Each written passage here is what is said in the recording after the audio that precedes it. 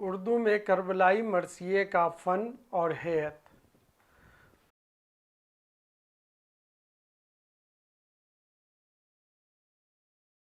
اردو شاعری میں کربلائی مرثیے کا ایک گراں قدر سرمایہ ہے۔ مرثیے کی روایت اتنی ہی قدیم ہے جتنا کہ اردو ادب کی روایت۔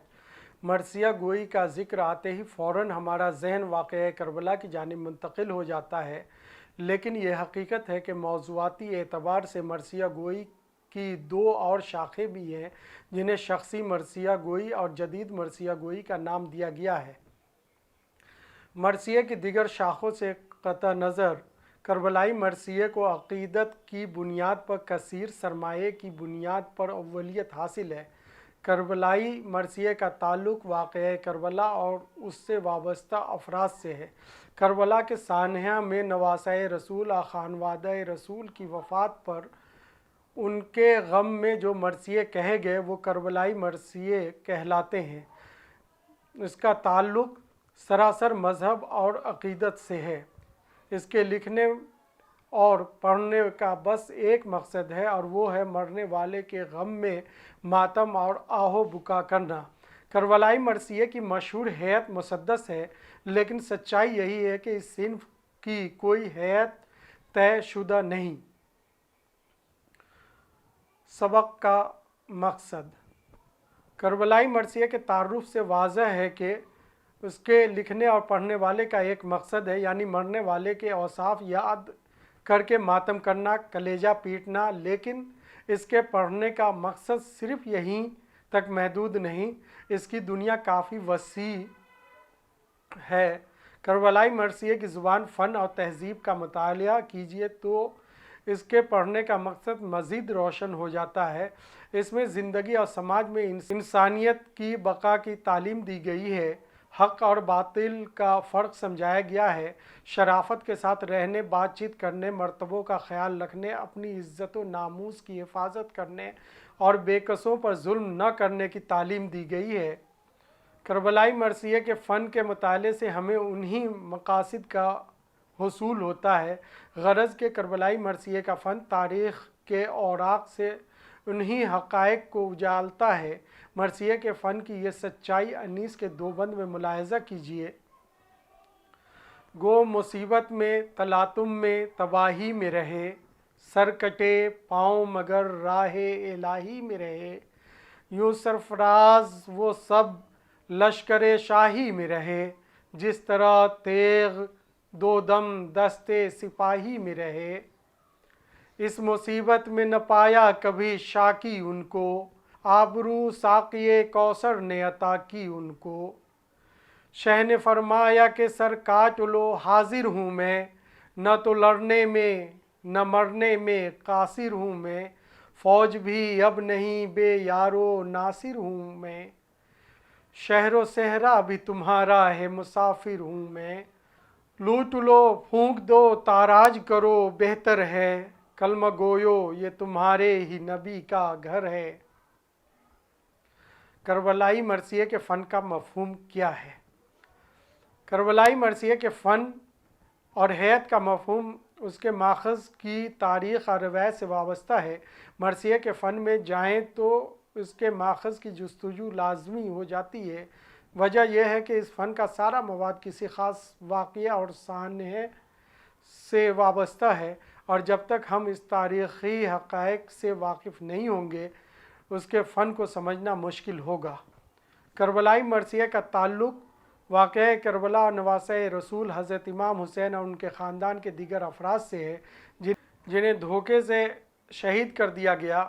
ان کی شہادت کے بعد جن عدت مندوں نے اپنے جذبے کو شعری قالب میں ڈھالا اسے کربلائی مرثیہ کہا گیا۔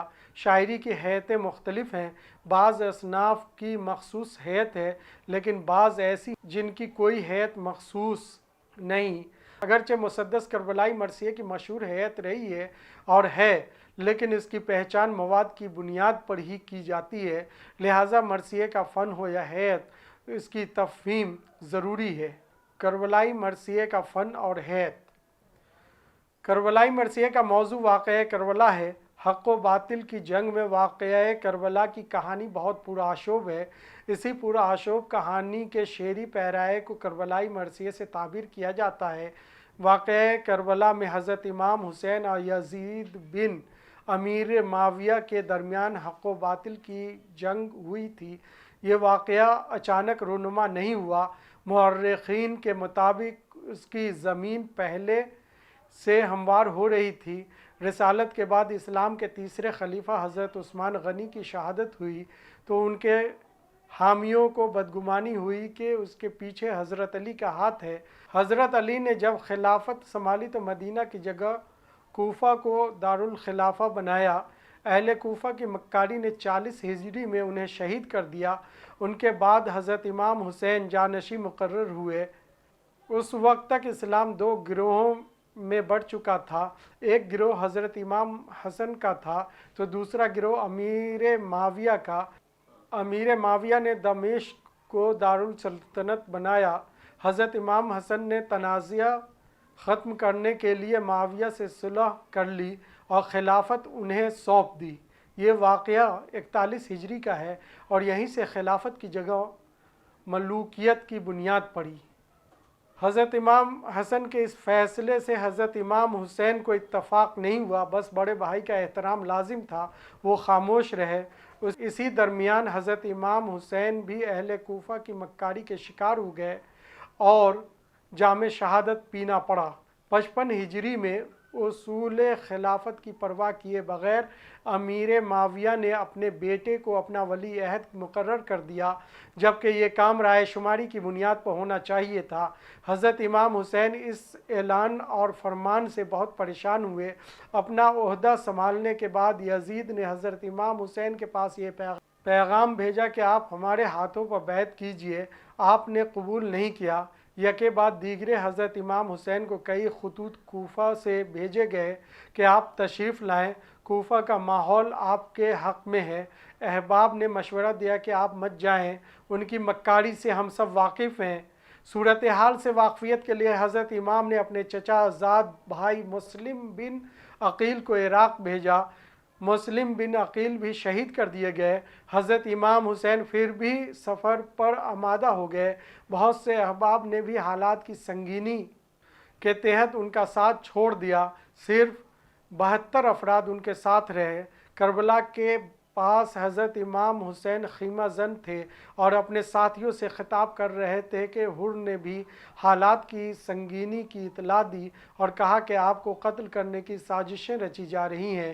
امام حسین نے کہا، میں موت سے ڈرتا نہیں، نیک نیتی سے جہاد کرنے سے حق پرست جواں۔ 2 محرم سے 9 محرم تک حضرت امام حسین کربلا کے میدان میں باطل فوجوں سے لڑتے رہے۔ 10ویں محرم کو یزید کی 4000 فوجوں نے حضرت امام حسین اور ان کے ساتھیوں کو موت کی آغوش میں سلا دیا، بچوں کو بھی تہہ تیغ کر دیا۔ قتل کے بعد ان کی لاشوں کے ساتھ بے حرمتی کی، عورتوں کو رسیوں سے باندھ کر زمین پر گھسیٹا۔ اس طرح حضرت امام حسین نے سر کٹا دیا، لیکن باطل قوتوں کے سامنے سر نہیں جھکایا۔ یہی وہ لرزہ خیز واقعہ ہے جو حضرت امام حسین اور ان کے اعزاء و اقرباء کے ساتھ میدان کربلا میں پیش آیا۔ اس سانے میں امام حسین اور ان کے خیش و اقارب کے ساتھ جو ظلم اور زیادتیاں ہوئیں، اس کے غم کا اظہار کربلائی مرثیے میں ملتا ہے اور یہی سانحہ کربلائی مرثیے کا مرکزی موضوع ہے۔ کربلائی مرثیہ جب ادب میں ایک فن کی صورت میں سامنے آیا تو اس کی متعدد تعریفیں کی گئی۔ مرثیہ عربی لفظ رثا سے مشتق ہے اور رثا کے معنی بین یا ماتم کرنے کے ہوتے ہیں۔ ایسی صنف شاعری جس میں میدان کربلا حضرت امام حسین سے وابستہ افراد کی موت پر اظہار غم کیا جائے اور ان کے اوصاف حمیدہ بیان کیے جائیں، اسے کربلائی مرثیہ کہتے ہیں۔ خواجہ الطاف حسین حالی لکھتے ہیں، کوٹ زندوں کی تعریف کو قصیدہ بولتے ہیں اور مردوں کی تعریف کو، جس میں تاسف اور افسوس بھی شامل ہوتا ہے، مرثیہ کہتے ہیں۔ انکوٹ۔ سید عابد علی عابد کے بقول، کوٹ अदबी इस्तिलाह के तौर पर मरसिया उस सिनफ शेर को कहते हैं जिसमें सैयदुश्शोहदा हज़रत इमाम हुसैन या उनके रफ़ीक़ों के सफ़र करबला, मसाइब, शुजाअत और शहादत का बयान किया जाए। इस ज़िम्न में कई और चीज़ें भी आ जाती हैं, लेकिन असलन उर्दू मरसिए की बुनियाद इन्हीं बातों पर कायम है। अनकोट। करबलाई मरसिए को रिवायती मरसिया और कदीम मरसिया का नाम भी दिया जाता है। एक वक्त था कि सिर्फ मरसिया कहकर करबलाई मरसिया मुराद लिया जाता था, लेकिन शख्सी मरसिया और जदीद मरसिए ने जब सूरत इख्तियार कर ली तो उनके अक़साम की वजाहत और पहचान के लिए उन अलग अलग नामों की ज़रूरत पड़ी। इस तरह अब उर्दू मरसिए की 3 किस्में सामने आई। अब उन फ़नून मरसिया को जहन में रखते हुए उनकी तारीफ़ की गई। इमदाद इमाम असर लिखते हैं, कोट, मरसिया निगारी से मुराद यहाँ वो मरसिया गोई नहीं कि दोस्त, दारान ख़ानदान, पैगंबर, मुसाहिब अहले बैत अलैहिमुस्सलाम को शायराना पैराए में बयान करते हैं, बल्कि तमाम ऐसे दीगर मंजूम बयानात जो सरमाए रंजो अलम के बाइस इजहार गम व हसरत के साथ अहाते तहरीर में हैं। अनकोट। मरसिए पहले अरबी में लिखे गए, अरब से ईरान का सफ़र हुआ, फ़ारसी में भी मरसिए कहे गए। फिर ये फ़न बराहे फ़ारसी हिंदुस्तान में और उर्दू अदब में दाखिल हुआ। उर्दू में मरसिए का आज इतना ज़ख़ीरा है कि अरबी या फ़ारसी के मरसिया निगारी उसके सामने पासंग के बराबर है। उर्दू में करबलाई मरसिए की इब्तिदा दक्कन की शेही हुकूमतों के बहमनी दौर में हुई। बहमनी, आदिल शाही या कुतुब शाही हुकूमतों ने उसे खूब फ़रोग़ दिया। दक्कन में करबलाई मरसिए की बुनियाद इतनी मुस्तहकम हुई कि शुमाली हिंद में इस फ़न के फ़रोग़ ने अनीस व दबीर जैसे शोरा पैदा किए। बाद के आले रज़ा, नसीम अमरोहवी, हिलाल नकवी, अज़ीम अमरोहवी और नाशिद नकवी जैसे शोरा इसी शादाब ज़मीन की पैदावार हैं। उर्दू में मरसिए के फ़न के साथ इसकी हैत पर भी बड़ी बहसें होती रही हैं। हकीकत यह है कि करबलाई मरसिया निगारी हो या दीगर अक़साम मरसिया, इसकी हैत कभी मखसूस नहीं रही। मुसद्दस की हैत मशहूर ज़रूर हुई लेकिन मखसूस नहीं। करबलाई मरसिया का जो सबसे पहला नमूना दस्तयाब है वो अशरफ बियाबानी का नौसरहार है, जो मसनवी की हैत में है।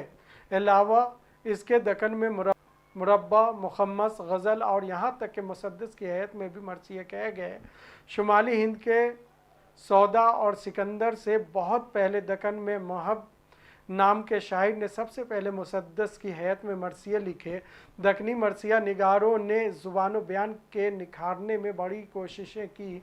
मुनासिब बहरों का इंतखाब किया, अल्फाज की बेहतर तरतीब, शायराना तावीलात, तशबीह, इस्तिआरे का हुस्न, रज़्म आराई का बयान और पैकर में नित नई तब्दीली की कोशिश की।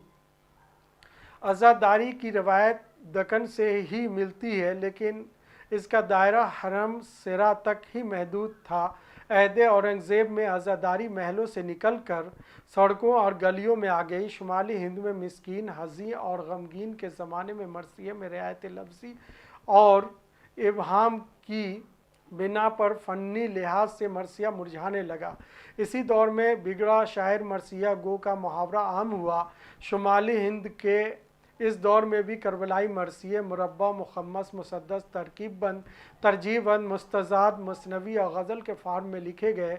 मीर, सौदा, एहसान, अफसुर्दा, गदा, मिस्कीन के मुरासी मज़कूरा हैतों में देखे जा सकते हैं। लखनवी शोरा में फसीह, दिलगीर, ज़मीर, खलीक ऐसे शोरा हैं जिन्होंने मरसिए के फ़न और हैत को ख़ासा मुतासिर किया। मरसिए में खाका निगारी को फ़रोग़ देने में ज़मीर ने अहम रोल अदा किया। खलीक ने अपने तमाम मरसिए मुसद्दस की हैत में ही लिखे। बाद में करबलाई मरसिए के जो 9 अज़्ज़ाए तरकीबी तय किए गए, उनमें बाज़ अज़्ज़ा खलीक ने ही तय किए। मीर ज़मीर ने सरापा निगारी को करबलाई मरसिए में फ़रोग़ दिया।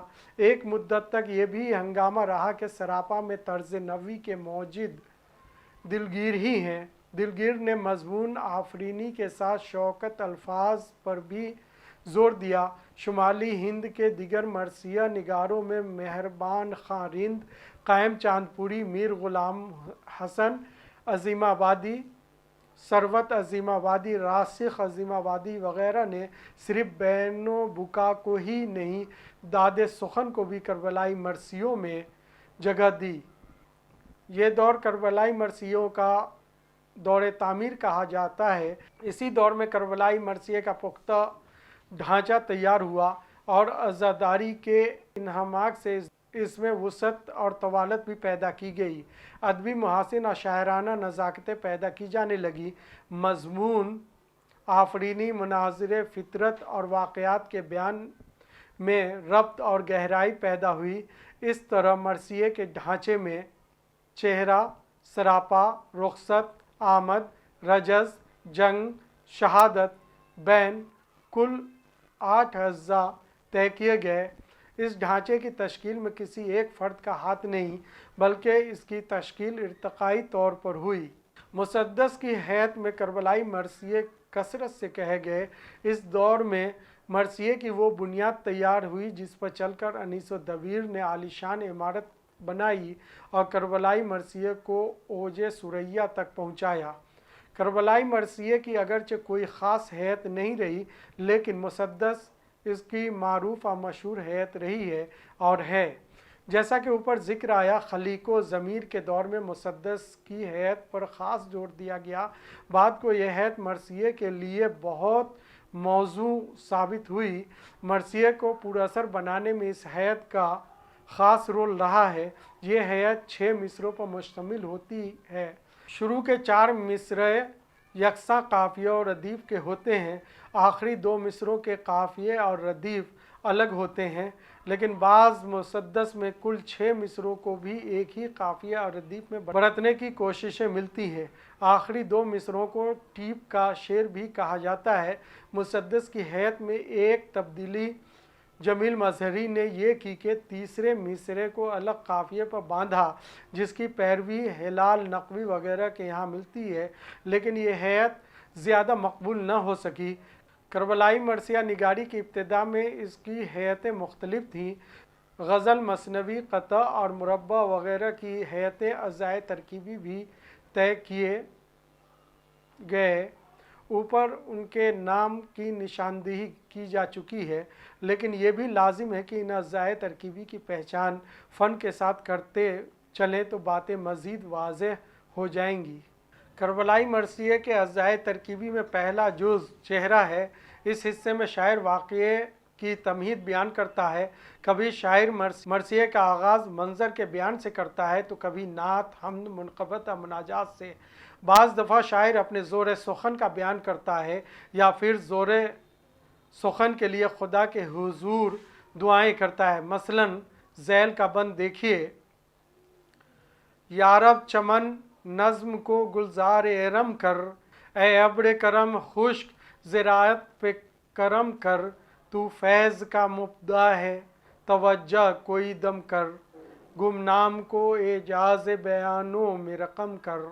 जब तक ये चमक लहर के परतों से न जाए, अक़ली में सुखन मेरे कलम रो से न जाए। करबलाई मरसिया का दूसरा हिस्सा सरापा है। इस हिस्से में शायर सानिया करबला से वाबस्ता बहादुरों के कारनामे, उनकी अखलाकियात, बहादुरी और कदो-कामत का जिक्र करता है। मीर अनीस की सरापा निगारी का ये रंग देखिए, सूखे लबों पे हम्दे इलाही, रुखों पे नूर, खौफो हरास रंजो कदूरत दिलों से दूर, फैयाज हक शनास ओलुल अज़म जी शऊर, खुश फिक्र बज़ला संजो हुनर परवर गयूर, कानों को हुस्न सौत से हज़बर मिला मिले, बातों में वो नमक है कि दिलों को मज़ा मिले। करबलाई मरसिया का तीसरा हिस्सा रुखसत कहलाता है। इस हिस्से में शायर खीमा हज़रत इमाम हुसैन से मुजाहिदों के रुखसत होने का सामान बांधा है। वो हज़रत इमाम हुसैन से इजाज़त लेकर मैदान जंग की जानिब रवाना होते वक्त शायर मुजाहिदों के नाजो अंदाज जब रकम करता है तो हम उसे रुखसत का जुज़ कहते हैं। मिर्ज़ा दबीर के कलाम से रुखसत के जुज़ की मिसाल देखिए, तमहीद शह से बहरे इजाज़त उठाई है, जोड़े हैं हाथ पाँव पे गर्दन झुकाई है, यूं हर्फ जन वो फिदिया हक का खुदाई है, सब मर चुके गुलाम की बारी अब आई है, कौसर दिया शहीदों को मौला हमें भी दो, एक कहर की जगह लबे दरिया हमें भी दो। करबलाई मरसिये का चौथा हिस्सा आमद है। इस हिस्से में शायर खीमा हुसैन से मुजाहिदों के मैदान जंग में आने का नक्शा खींचता है। शायर दिखाता है कि मुजाहिद किस दीदा और दिलेरी से दुश्मनों पर हमले करता है और दुश्मन की फ़ौजों पर कैसे लर्ज़ा तारी हो जाता है। मिर्ज़ा सलामत अली दबीर का एक बंद मुलाहजा कीजिए। खैबर शिकन के लाल की आमद है, सब शिकन गिरती है फ़ौज पे, पड़ता है रन पे रन, तेगे खुदा की तेग का साया है तेग जन, गलता कहीं कदम है कहीं सर कहीं बदन, ने हौसला न बुग़्ज़े इमामे मुबी रहा, अब दिल में भागने के सिवा कुछ नहीं रहा। रज़ा करबलाई मरसिये का 5वां जुज़ है, जिसमें शायर दुश्मन की फ़ौजों को ललकारता है। इस हिस्से में शायर ये भी बयान करता है कि इमाम हुसैन और उनके रफ़क़ाए कार मुजाहिदों के बुज़ुर्गों के क्या क्या कारनामे हैं। इस ज़िम्न में मीर अनीस का एक बंद मुलाहजा कीजिए। तंग आएगा तो रुकने का नहीं फिर शब्बीर, एक हमले में फना होंगे ये 2 लाख शरीर, चल सकेंगे न तब्र मुझ पे न तलवार न तीर, काट जाएगी गले सबके ये बर्रां शमशीर, शेर हूँ लख्ते दिले गालिब हर गालिब हूँ, मैं जिगर बंद अली इब्ने अबी तालिब हूँ। रज़्म करबलाई मरसिये का छठा जुज़ है। ये करबलाई मरसिये का सबसे अहम जुज़ है। यही वो हिस्सा है जिसमें जंग की मंजरकशी की जाती है। ये मरसिये का दिल है, जहाँ से दीगर अज़्ज़ा की रग जुड़ी होती है। शोरा ने इस हिस्से की मंजरकशी के लिए अपने हुनर के जौहर खूब दिखाए हैं। जंग की सब बंदी कैसी हो, किस अक्ल और हिम्मत का आदमी कहाँ खड़ा हो, वो घोड़ सवारी में कैसा माहिर हो, तलवारें उसके पास कैसी हैं, इन तमाम उमूर के जवाहर उजागर करने में शोरा ने बड़ी फनकारी से काम लिया है। जंग की जीत और हार के मुनाजिरा माहौल में जो कुछ हो सकता है, शायर इसी रज़्म के हिस्से में बयान करता है। ज़ोर बाजू का नुमाया था भरे शानों से, दस्त फौलाद दबा जाता था दस्तानों से, बर्छियों उड़ता था दब दब के फर्श रानों से, आँख लड़ जाती थी दरिया के निगाहबानों से, खुद रूमी की जो ज़ूताब फलक जाती थी, चश्मे खुर्शीद में बिजली सी चमक जाती थी, नेज़ा हुड़की सुना पर न ठहरती थी निगाह, था ये ज़ाहिर के निकाले है ज़ुबां मारे सियाह। करबलाई मरसिये का 7वां जुज़ शहादत है। इस हिस्से में मरसिये का शायर मैदान जंग का वो मंजर और माहौल उजागर करता है जिसमें मुजाहिदीन दुश्मनों से लड़ते हुए शहीद हो जाते हैं। दुश्मनों के नरगे में उनका घिर जाना, उनका ज़ख्मी होना, लहू से जिस्म का शराबोर होना और जवां मर्दों की तरह मौत को गले लगाना जैसे मनाजिर की तस्वीर कशी में शोरा अपनी जज्बात निगारी के जौहर भी दिखाते हैं। दबीर का ये बंद देखिए। गिरकर लबे ज़ख्मी से अलमदार पुकारा, कह दे कोई प्यासो से के सक्का गया मारा, सुन ली ये सदा शाह शहीदा ने क़ज़ारा, ज़ैनब से कहा लो न रहा कोई हमारा, असगर का गला छिद गया अकबर का जिगर भी, बाजू भी मेरे टूट गए और कमर भी। 8वां और आखिरी जुज़ बैन है। शहादत के बाद गिरियाओं मातम करबलाई मरसिये का आखिरी पड़ाव है। शोरा इस हिस्से में मुजाहिदीन की शहादत पर मातम करते हैं, शहीदों के अहलो आयाल की बेकसी पर तरस खाते हैं। अपने नौजवानों और अजीज़ों की मौत का ये आलम उनके लिए बहुत सब्र आजमा होता है। सीना बे इख्तियार छलनी होने लगता है और आंसुओं की लड़ी सैलाब बन जाती है। शायरी के जज्बात यहाँ इस तरह फूट पड़ते हैं कि सुनने वाला भी बेकल हो जाता है। मिर्ज़ा दबीर का ये बंद मुलाहिज़ा कीजिए। बीमार तुम नहीं कि शिफा की रखूं मैं आस, जाते अगर सफ़र में तो फिर आते मेरे पास। ज़ख्मी नहीं कि ज़ख्म सियूं धो के सब लिबास, कैदी नहीं कि तुमको छोड़ाऊं मैं बेहवास। लाऊं कहाँ से फातह बदरो हुनैन को, होते अली तो कहती जिला दो हुसैन को।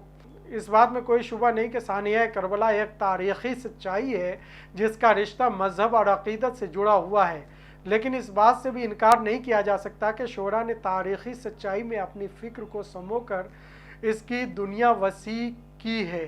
करबलाई मरसिया का ताल्लुक़ मैदान करबला और सरज़मीन अरब से है, लेकिन इसमें मकामी या हिंदुस्तानी ज़िंदगी और माहौल के आमेज़े से अपनी शायरी को दिलकश बनाया है।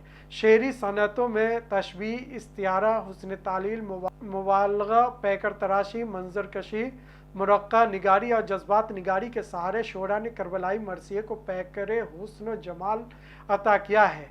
बकौल अनीस, सदा है फ़िक्र तरक्की बुलंद बीनों को, हम आसमां से लाए हैं इन ज़मीनों को।